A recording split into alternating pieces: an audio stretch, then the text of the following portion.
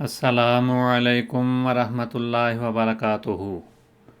تعلیم القرآن class number 55۔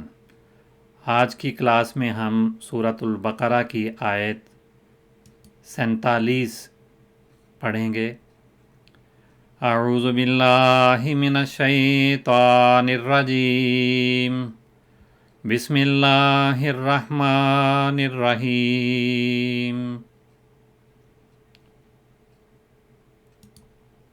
الذین یظنون انہم ملاقو ربہم وانہم الیہ راجعون۔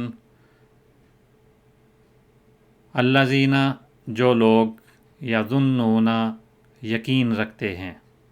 الذین اسم موصول ہے اور جمع مذکر کا صیغہ ہے، اور یہ اسم موصول پہلے اس کی تفصیل ہم پڑھ چکے ہیں کہ کسی چیز یا کسی فرد کا بیان جس کا ذکر پہلے ہو رہا ہو، اس کے اور بعد میں آنے والے جملے کے تعلق کو بنانے کے لیے، جوڑنے کے لیے آتا ہے، اس وجہ سے اس کا نام اسم موصول ہے۔ اور اس کے بعد آنے والا جملہ جو ہے وہ صلۃ الموصول کہلاتا ہے۔ جیسے یظنون ایک جملہ ہے جو الذین کا صلہ بن رہا ہے، اور الذین اسم موصول ہے، اور اس سے پہلے جن لوگوں کا ذکر تھا وہ موصول علیہ ہیں، جن کا صلہ بیان ہو رہا ہے، اور وہ کون ہیں؟ گزشتہ آیت میں ہم نے پڑھا تھا وَإِنَّهَا لَكَبِيرَةٌ إِلَّا عَلَى الْخَاشِعِينَ، اور یقیناً یہ کام عاجزی کرنے والوں کے سوا سب پر بوجھل ہے۔ وہ عاجزی کرنے والے یا خاشعین کون ہیں؟ ان کی صفت بیان ہو رہی ہے اس آیت میں، اور کہا جا رہا ہے کہ یہ عاجزی کرنے والے وہ لوگ ہیں جو یظنون یقین رکھتے ہیں، انہم کہ یقیناً وہ، انا اور انا ایک ہی معنی دیتے ہیں لیکن استعمال ان کا مختلف ہے۔ ہم گزشتہ کلاس میں یہ سیکھ چکے ہیں کہ انا جو ہے وہ بالعموم کلام کے درمیان میں آتا ہے، اور انا جو ہے وہ جملے کے آغاز میں یا کلام کے آغاز میں آتا ہے، اور اس سے حمزے کی زبر یا زیر کا فرق پڑتا ہے۔ معنی دونوں کے ایک ہیں، عمل دونوں کا ایک ہے، اور یہ دونوں تاکید کے کلمے کہلاتے ہیں، یقیناً کے معنی ہوتے ہیں۔ انہم یقیناً وہ، ہم یہاں پر انا کا اسم ہے اور ملاقو اس کی خبر ہے، کہ یقیناً وہ ملاقو ربہم اپنے رب سے ملنے والے ہیں۔ ملاقو لقی یلقا سے، یہ لاقا یلاقی ملاقات کرنا اس کے معنی ہوتے ہیں، اور یہ ملاقونا اسم فاعل ہے۔ نون جمع جو ہے، یہ جمع مذکر سالم ہے، نون جو جمع کی ہوتی ہے وہ مضاف میں سے گر جاتی ہے۔ تثنیہ کی نون اور جمع کی نون، دونوں نونیں جو ہیں وہ کسی بھی اسم میں سے جب وہ مضاف بنے تو اس میں سے گر جاتے ہیں۔ تو ملاقو ملاقات کرنے والے ہیں، ربہم اپنے رب سے، اپنے رب کی ملاقات کرنے والے ہیں یا اپنے رب سے ملنے والے ہیں۔ یہ اصل میں تو رب جو ہے وہ مفعول کی جگہ پہ ہے، لیکن یہاں جملے کی صورت گرامر کے لحاظ سے یہ ہے کہ ملاقو مضاف ہے، رب اس کا مضاف الیہ ہے، رب کی ملاقات کرنے والے یا رب سے ملنے والے۔ ربہم، رب پھر مضاف ہے اور ہم مضاف الیہ ہے، تو اس طرح سے یہ مرکبات اکٹھے ہو گئے ہیں۔ اپنے رب سے ملنے والے ہیں، اپنے رب کی ملاقات کرنے والے ہیں۔ و اور انہم یقیناً وہ، یا یہ کہ وہ، الیہ اسی کی طرف، الی حرف جار ہے، ضمیر ہے، اس کی طرف یا اسی کی طرف، راجعون لوٹنے والے ہیں۔ راجعون اسم فاعل ہے، لوٹنے والے، لیکن یہاں پر انا کی خبر بن رہا ہے، انا کا اسم ہم ہے اور اس کی خبر راجعون ہے۔ الیہ جو ہے وہ جار مجرور ہیں اور وہ متعلق خبر ہیں، خبر سے متعلق ہیں، یعنی اس کی طرف لوٹ کر جانے والے ہیں۔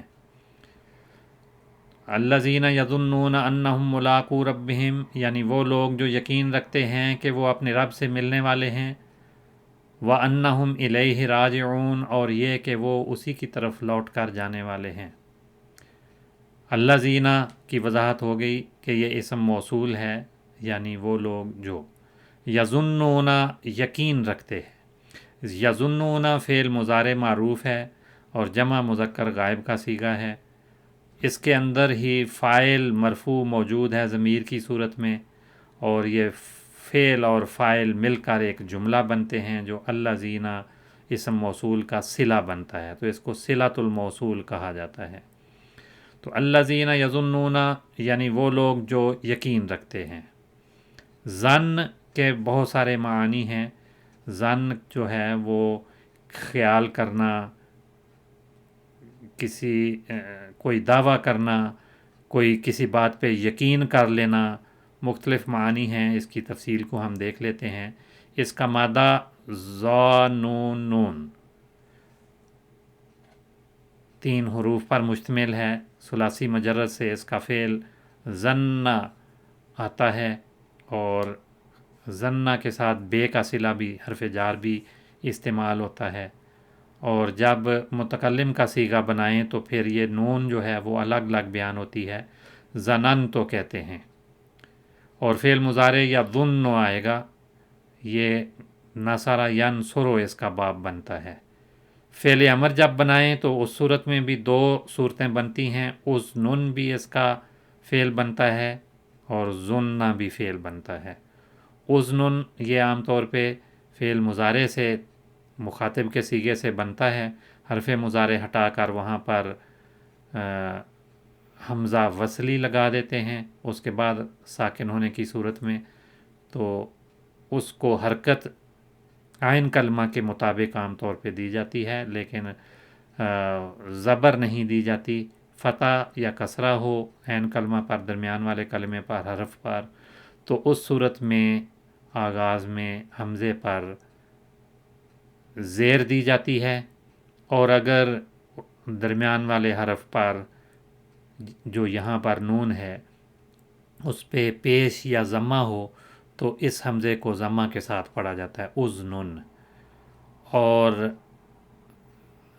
اس کی ایک شکل تو اذنن ہے فعل امر کی، لیکن بعض صورتوں میں نون کو ادغام کے ساتھ پڑھا جاتا ہے، اس صورت میں نون کی حرکت کو ما قبل پر منتقل کر کے اس حمزے کی پھر ضرورت نہیں رہتی، تو 2 ساکن جب اکٹھے پہلا ساکن اور دوسرا نون بھی ساکن ہے تو ایک کو حرکت دے دی جاتی ہے، نون کو حرکت کے ساتھ، بعد والی نون کو حرکت کے ساتھ پڑھا جاتا ہے اور دونوں نونوں کا ادغام ہو جاتا ہے، تو ظن بھی اس سے فعل امر بنتا ہے اور اذنن بھی فعل امر ہے، یہ دونوں فعل امر۔ اسی طرح سے جو باقی مادے ہیں جن میں اس طرح کے ہم جنس 2 حروف شامل ہوتے ہیں ان میں یہی شکل بنتی ہے۔ اور ظنن اس کا مصدر ہے، اس سے اسم فاعل ظانن بنے گا، یہ جو 2 نون ہے ظانن فاعلن کا وزن بنتا ہے تو یہاں بھی ادغام ہو گیا۔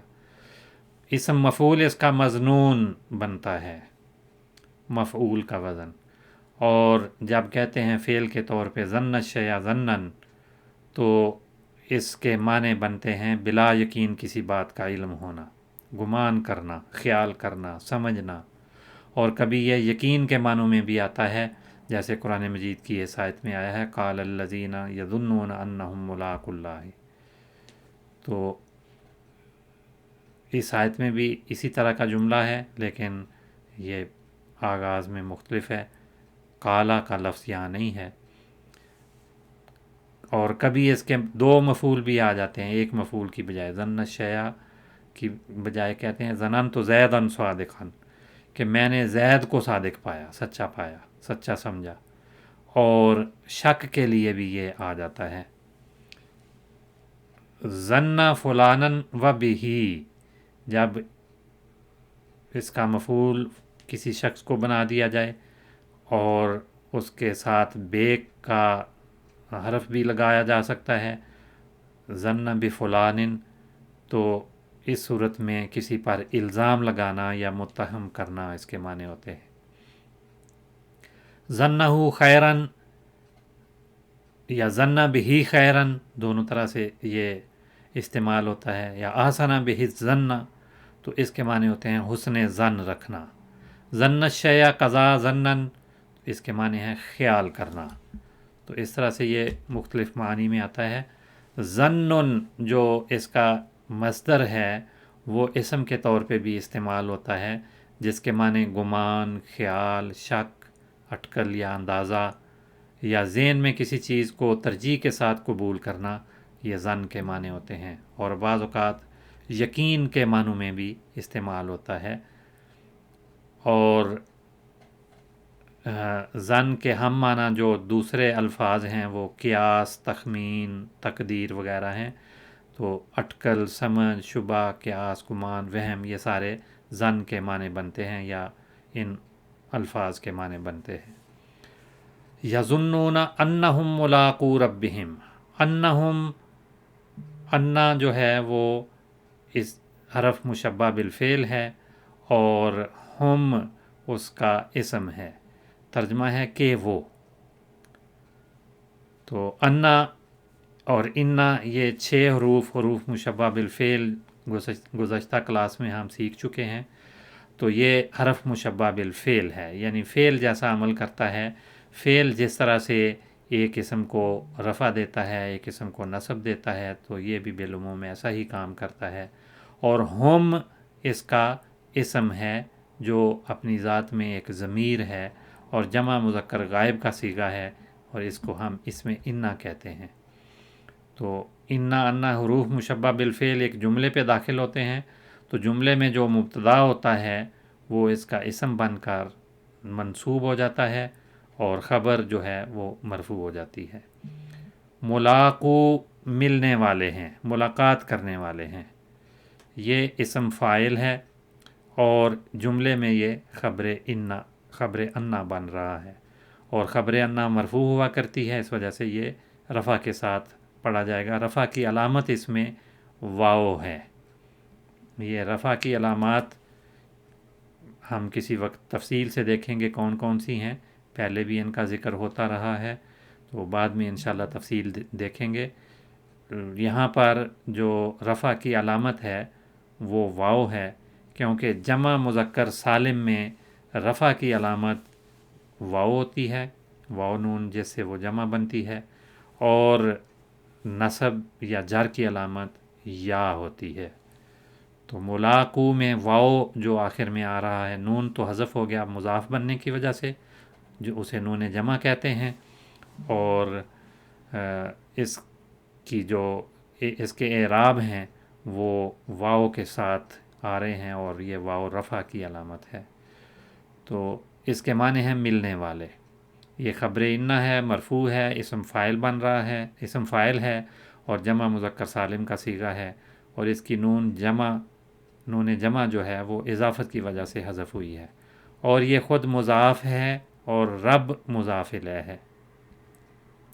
جب ہم صیغے کے لحاظ سے، صرف کے لحاظ سے اس اسم کو دیکھتے ہیں تو اس کا مادہ لام قاف یا ہے، اور لقیہ یلقا فعل استعمال ہوتا ہے، علم یعلم اس کا باب بنتا ہے، لکان مصدر ہے، لقیانن بھی، لقیتن، تلکان، لقین، لقین، لقن، لقین، یہ سارے مختلف مصادر آتے ہیں اور ہر مصدر اپنے اپنے معنی رکھتا ہے۔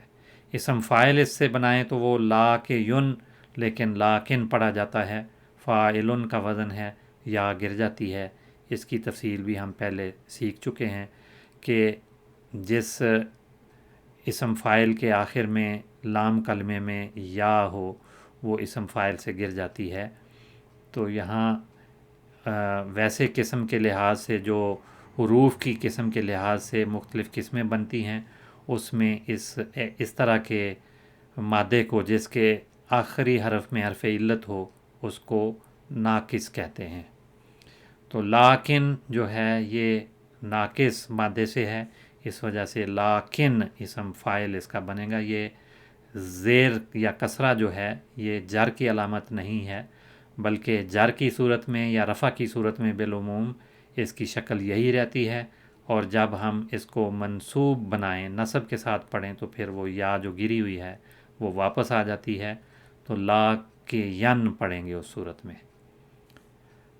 اس کا اسم مفعول جو ہے وہ ملکیٌ بنتا ہے۔ اس میں بھی تبدیلیاں ہوگی۔ مفعول میں جو واو سے پہلے حرف پر حرکت تھی وہ ما قبل پر منتقل ہو جاتی ہے، اور جو واو ہوتی ہے مفعول میں، جیسے واو ہے، وہ یا میں تبدیل ہو جاتا ہے، تو ملکیٌ اس کا اسم مفعول بنتا ہے۔ اور یہ جو لاقیہ یلقا فعل ہے، اس کے معنی ہیں کسی سے ملاقات ہونا یا سامنے سے آتا ہوا کسی کو پانا، کسی کو کچھ اتفاقاً مل جانا یا پانا اور ملنا، یہ اس کے معنی بالعموم بنتے ہیں۔ دوسرے معنی اس کے واسطہ پڑھنے کے بھی ہوتے ہیں۔ اور لاقاہ ملاقاتاً و لقاءً، یہ لاقا باب مفعلہ سے بھی اس مادے کو لایا جاتا ہے، اور فعل کے طور پہ تو اس کے معنی ہوتے ہیں ملاقات کرنا یا اتفاقاً یا اچانک کسی سے ملنا، کسی کا استقبال کرنا بھی اس کے معنوں میں شامل ہے۔ توجہ تلقاء فلان، تلقاء کے معنی طرف کے ہوتے ہیں، تو وہ شخص فلاں کی طرف متوجہ ہوا، تو متوجہ ہونے کے لیے بھی قرآن مجید میں ان معنوں میں آیا ہے۔ وَلَمَّا تَوَجَّهَ تِلْقَاءَ مَدْيَنَ، تلقاء کا لفظ جو ہے وہ انہی معنوں میں یہاں استعمال ہوا ہے۔ یہ لاقیہ یلقا سے ہی ہے اور ملاقات کرنے کے معنی ہے۔ ملاقات سے پھر طرف والا معنی اس کا بن جاتا ہے۔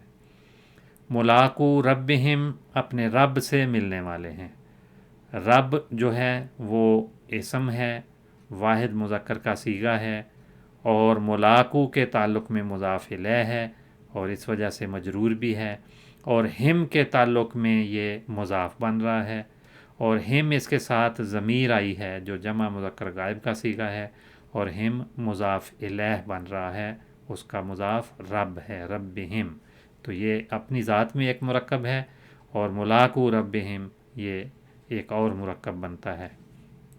تو یہ مرکب جاری اس کو کہیں گے، یا مرکب اضافی اس کو کہیں گے، یعنی ان مرکبات میں اضافت کا تعلق ہے۔ مرکب اضافی میں کا کے کی والا مفہوم ہوتا ہے، رب کی ملاقات، ان کا رب۔ تو انہم ملاقو ربہم، کہ یقیناً وہ اپنے رب سے ملاقات کرنے والے ہیں۔ واو حرف عاطف ہے، اس کے معنی ہے اور یہ پچھلے جملے کو اور اگلے جملے کو اکٹھا کرنے کے لیے آیا ہے۔ واو کا کام بالعموم یہی ہوتا ہے کہ دو الفاظ کو یا دو جملوں کو اکٹھا کر دیتا ہے، اور یہاں اس کا یہی عمل ہے۔ انہم وہی صورت ہے جو یہاں پر تھی، یہ بھی انا حرف مشبہ بالفعل ہے، اور ہم جو ہے وہ اس میں انا ہے، اور یہ ہم منصوب کی جگہ پہ ہے، اس پہ یہ ضمیر ہے۔ ضمیریں مبنی ہوتی ہیں، اور مبنی اسماء پر اعراب کی کوئی ظاہری علامت نہیں ہوتی، ان پہ اعراب محلی ہوتے ہیں۔ یہ 3 قسم کی اصطلاحات چلتی ہیں اعراب کے لحاظ سے۔ ظاہری اعراب یعنی جس کی کوئی علامت وغیرہ ظاہر میں موجود ہو، اور تقدیری اعراب بعض اوقات آتے ہیں کہ جب جس حرف پر اعراب ہونے ہوتے ہیں وہ موجود ہی نہ ہو تو تقدیری اعراب ہوتے ہیں، اور جو مبنی اسماء ہیں وہ اعراب کے محل پر آتے ہیں، اس وجہ سے ان پہ محلی اعراب کہلاتے ہیں، لیکن اعراب کے لحاظ سے تمام اسماء جو ہیں وہ کسی نہ کسی اعراب کے حامل ہوتے ہیں، خواہ رفع ہو، خواہ نصب ہو، خواہ جر ہو۔ تو 3 قسم کے اعراب تمام اسماء پہ آنے ضروری ہوتے ہیں۔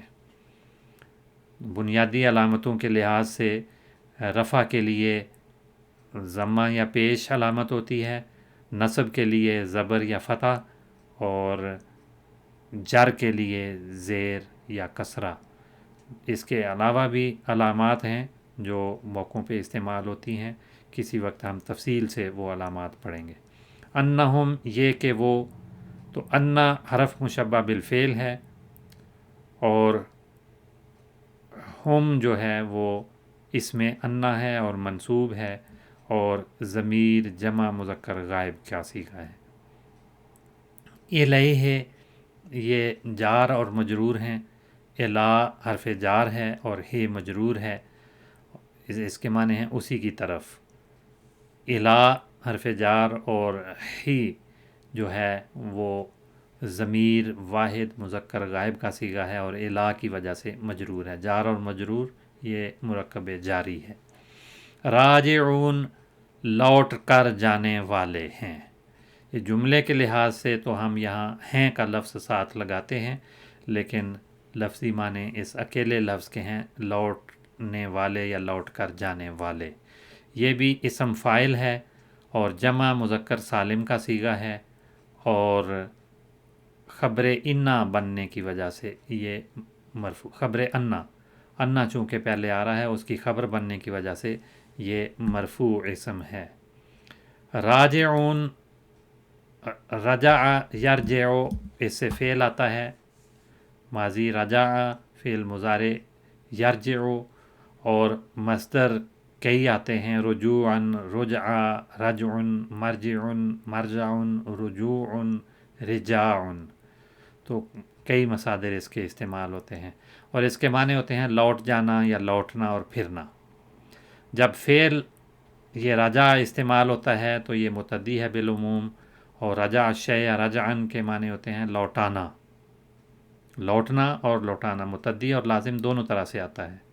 لازم اور متعدی کی بحث ہم پہلے سیکھ چکے ہیں کہ لازم وہ فعل ہوتا ہے جس میں مفعول کی ضرورت نہیں ہوتی، اور متعدی وہ فعل ہوتا ہے جس میں مفعول کی ضرورت بھی ہوتی ہے، یعنی فاعل کے علاوہ ایک مفعول بھی اس کا ہونا چاہیے، مفعول کا تقاضا بھی وہ کرتا ہے۔ تو رجع الشیء رجعن، اس کے معنی لوٹانے کے بھی ہیں، لوٹنے کے معنی بھی اور لوٹانے کے معنی بھی، اور قرآن مجید میں ان معنوں میں آیا ہے ثم مرجع البصر، تو ارجع فعل امر اسی سے ہے، لیکن اس کے معنی لوٹانے یا پھرانے کے ہیں، کہ تو اپنی نظر کو کرتین، دو مرتبہ یا بار بار دوہرا، لوٹا، نظر بار بار ڈال۔ ینقلب الیک البصر خاسئا، تو اس کے نتیجے میں جو تیری نظر ہے وہ ناکام واپس لوٹے گی، وہو حسیر، اس حالت میں کہ وہ تھکی ہوئی ہوگی، اسے کچھ حاصل نہیں ہوگا، وہ کسی نتیجے پہ نہیں پہنچ سکے گی، کوئی اسے دیکھنے کو ملے گا نہیں۔ رجعن مصدر جو ہے اسم کے طور پہ بھی آتا ہے، اور اس کے معنی بہت سارے معنی ہیں، گوبر یا لید کو بھی بعض جگہوں پہ ان کے لیے بھی یہ لفظ بولا جاتا ہے۔ پیدائش کے وقت بچے کے ساتھ نکلنے والی ریزش وغیرہ، گند وغیرہ جو پیچھے رہ جاتا ہے، اس کو بھی راجن کہتے ہیں۔ پانی کو بھی راجن کہا جاتا ہے، بارش کے بعد جو پانی ٹھہر جاتا ہے خاص طور پہ وہ پانی، اور قرآن مجید میں آیا ہے والسماء ذات الرجع، بارش کے معنوں میں بھی یا بارش کے پانی کے معنوں میں یہ استعمال ہوا ہے، اور رجن کسی عمل کے بعد اس کو جو فائدہ یا نفع ملتا ہے اس کو بھی راجن کہا جاتا ہے، اور تاب یا ہمت کے لیے بھی یہ آتا ہے۔ خط کا جواب کوئی دے تو اس کے لیے بھی راجن کا لفظ۔ صدائے بازگشت کو بھی راجن کہا جاتا ہے، وہ زمین جس میں سیلاب دور تک پھیل جائے اس کو بھی راجن کہا جاتا ہے، اور مونڈے کا نچلا حصہ جو ہے اس کو بھی راجن، اور موسم بہار کی جو سبزی ہے اس کو بھی راجن کہا جاتا ہے۔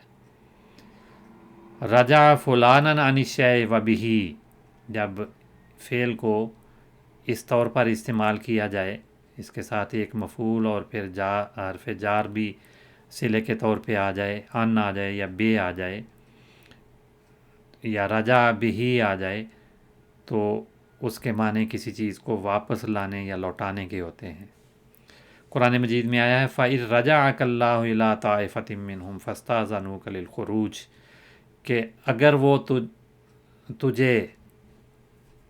اگر تجھے اللہ تعالیٰ ان میں سے ایک گروہ کی طرف لوٹا کے لے جائے اور وہ لوگ تجھ سے اجازت مانگیں للخروج جہاد کے لیے نکلنے کی، تو آگے جملہ چلتا ہے کہ کیا عمل کرنا ہے۔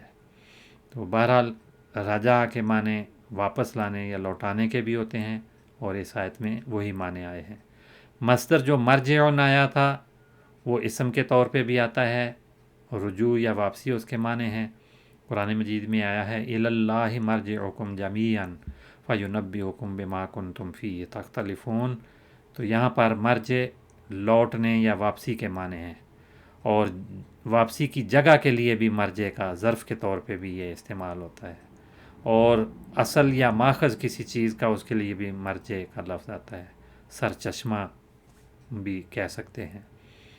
اور مرجع مونڈے کا نچلا حصہ جو رجن کے معنی تھے وہ بھی آتے ہیں، اور مرجع علم یعنی علم کا خزانہ، مرجع خلائق مخلوقات جس طرف رجوع کریں لوٹیں، یا وہ کتاب یا علم جس کی طرف علمی تحقیق کے لیے رجوع کیا جائے اس کو بھی مرجع کہا جاتا ہے۔